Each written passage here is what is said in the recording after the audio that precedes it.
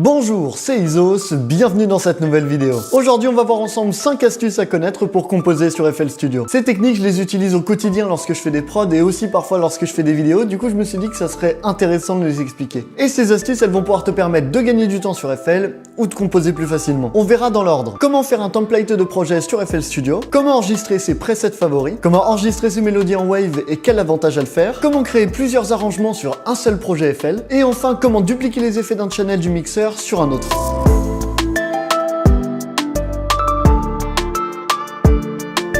On commence donc tout de suite avec la première astuce qui est comment faire un template de projet sur FL Studio. Le gros avantage d'avoir un template personnalisé lorsque tu lances FL, c'est le gain de temps. Genre sur ton projet, tu auras déjà préparé plein de manips que tu aurais fait dans tous les cas et ça va t'éviter de devoir les refaire à chaque fois. Et ton template, il peut se faire sur toutes les parties de FL, aussi bien sur le piano roll que sur la playlist, que sur le mixeur. Du coup, ce qu'on va faire, c'est qu'on va voir ensemble comment créer notre template. Donc là, je suis sur un projet FL Studio complètement vide. Il n'y a rien dans le mixeur, il n'y a rien dans la playlist, il n'y a rien dans le piano roll. Et la première chose qu'on peut faire, ça va être de créer une structure préprogrammée sur notre playlist. En l'occurrence, je vais sur ma timeline, je vais faire Alt-T, je vais créer une intro. Et là, en fait, tu vas créer la structure habituelle que tu fais. Après, tu pourras la changer, bien sûr, mais au moins, elle sera déjà posée quand tu vas ouvrir ton FLP. Là, en l'occurrence, je vais faire une intro de 8 mesures.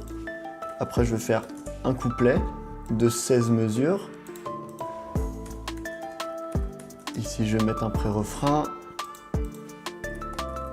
Ici un refrain et on répète.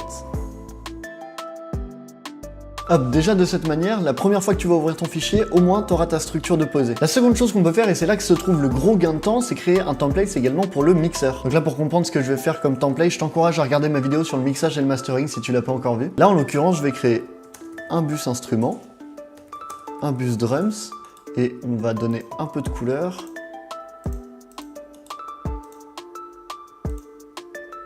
Donc là, ce que je suis en train de faire, c'est que je suis en train de mettre tous les potentiels instruments que je pourrais avoir, comme ça sera en template et j'aurai pas à perdre de temps les assignant. Du coup, ce qu'on peut faire, c'est tous les assigner.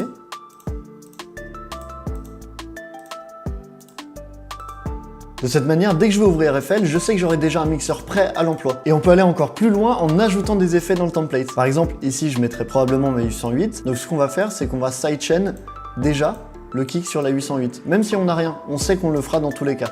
Donc là, je mets un limiteur. Je prévois déjà mon sidechain. Et voilà. Pareil pour le master, je sais que je vais forcément mettre un EQ.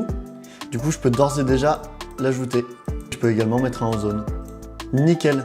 Parce que du coup, là, c'est vraiment un gain de temps parce que toutes les manips qu'on vient de faire, on n'aura plus du tout à les refaire une fois qu'on aura notre template. Ce que tu peux également rajouter dans ton template, c'est carrément des notes dans le piano roll. Bon, moi, personnellement, je le fais pas, mais à titre d'exemple, ce que tu peux faire, c'est imagine ici que tu vas mettre ton clap ou ta snare. Ce que tu peux faire, c'est créer un MIDI tous les 3 temps. Parce que tu sais que c'est là que tu les feras taper. Et voilà. Une fois que tu as créé le template comme bon te semblait, ce que tu vas faire, c'est que tu vas enregistrer le FLP et tu vas le mettre dans le dossier des templates. Pour ça, du coup, tu vas dans Save As et tu vas sur ton dossier de templates. Là, en l'occurrence, j'y suis automatiquement, mais du coup, le chemin pour y aller, c'est tu vas dans ton dossier FL Studio, Data, Templates et t'y es. Et là, on va l'appeler Template Vidéo. Du coup, tu contrôles S, ton template est enregistré. Donc, ce que tu fais, c'est que tu fermes FL. Ensuite, tu vas le réouvrir. Et à ce moment-là, tu vas dans File, New from Template. Et là, on va choisir notre template vidéo. Et du coup, pour que ton template s'ouvre à chaque fois que tu ouvres FL, ce que tu fais, c'est que tu vas dans File, tu vas dans New from Templates, tu fais Change Défaut Template. Et ici, sur Défaut Templates, tu vas choisir le template que tu as fait tout à l'heure. En l'occurrence, ici, Template vidéo. Comme ça, dès que tu relanceras FL, tu auras vraiment gagné un temps de fou. La seconde astuce que je vais te montrer, ça va te permettre d'enregistrer tes presets favoris. L'avantage, c'est que même sur des VST avec énormément de presets, tu vas pouvoir sauvegarder précisément ceux que tu aimes et que tu aimes utiliser. Et le gros gain de temps, c'est que si tu as une idée en tête, ça évite de devoir chercher des heures dans ces dossiers de presets. Et en plus, ça va te permettre de développer ta patte et ton univers artistique avec des sonorités récurrentes. Et enregistrer des presets, c'est quelque chose qu'on peut faire sur des VST et natifs et non natifs. Par exemple, ici, je suis sur Omnisphere. Mettons que je recherche un preset qui me plaise.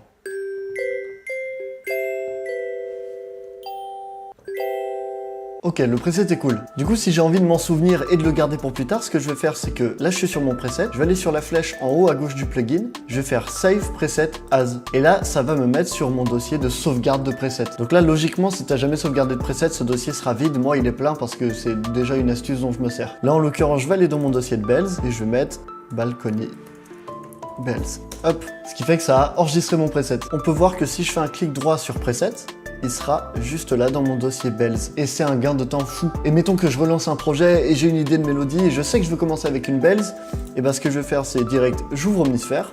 Et à ce moment-là, au lieu de chercher dans tous mes dossiers, ce que je vais faire, c'est que je vais faire mon clic droit et je retrouve ma bells immédiatement. Et ça, c'est super pratique. Et ça, comme je te disais, c'est une astuce qu'on peut également faire sur un VST natif. Par exemple, sur Citrus, qui est un VST avec énormément de presets, du coup, on peut se perdre très rapidement. Là, par exemple, mettons que cette subbase que j'utilise souvent, j'ai envie de la conserver, mais là, elle est trop difficilement accessible, elle est un peu perdue. Donc, ce qu'on va faire, c'est la même technique. On va faire Save Preset As. Et là, en l'occurrence, j'ai déjà enregistré, mais normalement, le dossier est vide si t'as jamais fait. Et je vais noter, par exemple, bass, sub. Et j'enregistre. Ce qui fait que là, quand je vais faire un clic droit sur mes presets, il y aura tous les presets comme d'habitude, mais le mien sera en priorité en haut, du coup super facile à retrouver. La troisième astuce que je vais te présenter, ça va être d'enregistrer tes mélodies en Wave. En fait, le gros avantage d'enregistrer tes mélodies en Wave, au lieu de les laisser jouer en MIDI, ça va être déjà un gros gain de CPU. Parce qu'en les transformant en format audio, ça évite de faire tourner tes gros plugins tant de composition que de mixage. Et du coup, ça libère pas mal d'espace et ça permet à FL de mieux tourner. Avoir des mélodies en Wave sur sa playlist également, ça permet un arrangement plus simple. Et ça, je te montre ça juste après. Alors comment on fait? Bah déjà, il faut avoir une mélodie, du coup, nous, on va mettre un MIDI.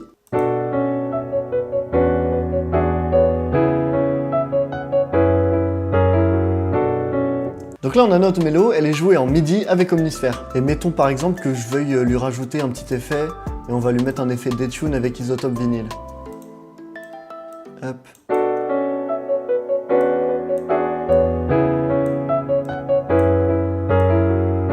Donc là, une fois que tu as rajouté les effets que tu souhaitais, ce que tu vas faire, c'est que sur le channel où est ta mélodie, tu vas cliquer sur le bouton enregistrement, ici, et après tu vas faire le raccourci Alt-R, et tu vas cliquer sur Entrée. De cette manière, ton audio, il est apparu juste ici, et c'est exactement la même mélodie.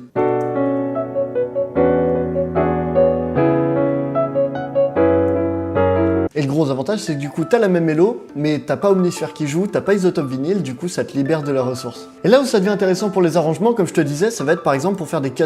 Mettons par exemple que tu veux faire un cut avec ta mélo en MIDI. Si on écoute...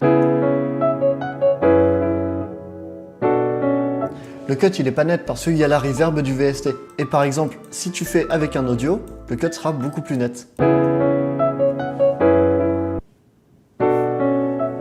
Et c'est super cool pour pouvoir faire des vrais effets de cut et de transition avec les drums. L'autre avantage d'enregistrer ta mélo en Wave, ça va être également que tu vas pouvoir jouer super facilement sur sa tonalité. Et ça, c'est un truc que je fais beaucoup en vidéo. C'est-à-dire que je joue avec le pitch pour trouver une hauteur qui me convient.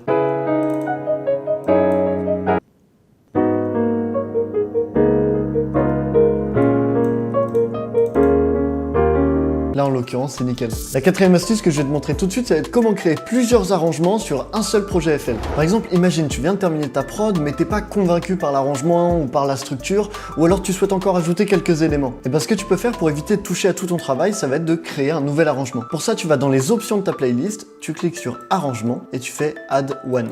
Là, tu vas le renommer, par exemple, on va le renommer Test. Et tu as un nouvel arrangement avec tous tes patterns, avec tous tes audios, et avec toutes tes automations. Ce qui fait que tu peux retester un nouvel arrangement, tester de nouvelles possibilités, le tout sans mettre en danger ton projet. Ou alors plus simple, si t'as pas envie de partir sur un arrangement complètement neuf et que t'as envie plutôt d'ajouter des choses à celui-ci, ce que tu vas faire, c'est que tu peux le cloner. Tu le clones, et de cette manière, tu l'as en 2 fois, et tu peux faire tes modifs, je sais pas, par exemple, tu fais ça, et tu supprimes des choses, et si tu retournes sur ton arrangement principal, tout sera restauré parce que tu auras les 2 versions. Et la 5e astuce qu'on va voir ensemble, c'est comment dupliquer tous les effets d'un channel du mixeur sur un autre channel. Par exemple, ici, on a cette mélodie de piano.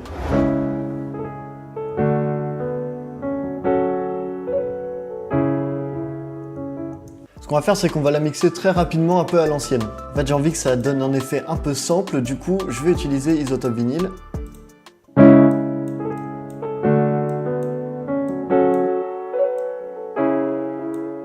Et mettons que je rajoute un EQ pour couper les basses fréquences.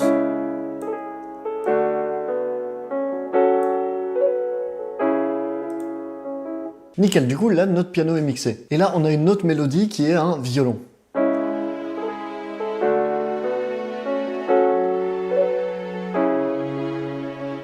Et là, si j'ai envie de les mixer complètement pareil, ce que je vais faire, c'est que je vais aller sur mon mixeur. Donc là, ici mon piano, ici mon violon qui n'est pas mixé.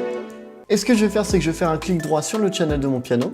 Je vais aller dans File, Save Mixer Track States As. Je vais maintenir mon clic et je vais aller drag and drop sur celui du violon. Et ce qui fait que là, le violon a exactement les mêmes effets que celui du piano.